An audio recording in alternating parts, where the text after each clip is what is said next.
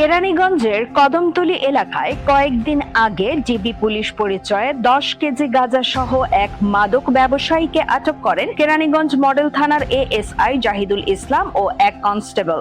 মাদক ব্যবসায়ীকে আটকের পর মামলার ভয় দেখিয়ে 1 লাখ টাকার বিনিময়ে মাদক ব্যবসায়ীকে ছেড়ে দেয় এই দুই পুলিশ কর্মকর্তা। শুধু 1 লাখ টাকা নয়, মাদক ব্যবসায়ীর লাগেজ থেকে এই সময় 2 কেজি গাঁজাও রেখে দেন তারা।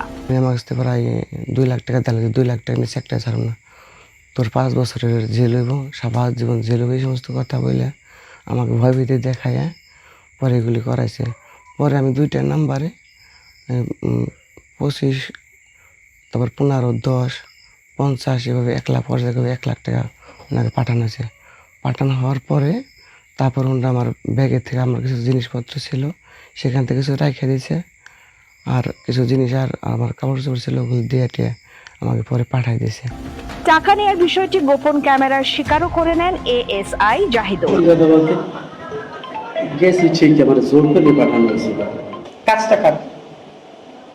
নাসিরের নাসির এসআই না এসআই? আমি এই সোর্সের সাথে আমার কোনোদিন কথা হয় না। ওই বড় ব্যাগে কিছু পাই নাই, অ্যাপিজিকেটের সাথে ছিল, হয়তো পলিথিন ছিল না, পলিথিনের খুচরা কিছু পাইছি। আচ্ছা, আনুমানিক কত নিচ্ছে? এক পয়সাও বেশি না। 1 লাখ।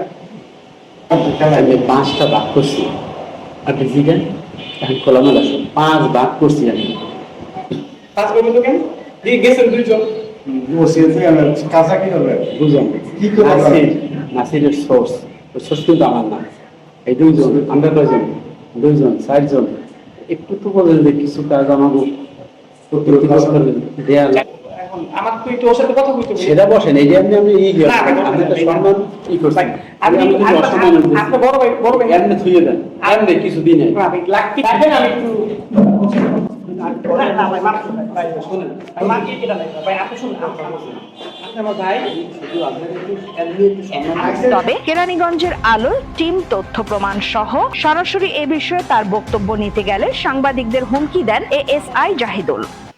ইয়েস অর নো নিলে যদি বলেন সেটা বলেন, না নিলে সেটা বলেন, আপনার বক্তব্যটা কি?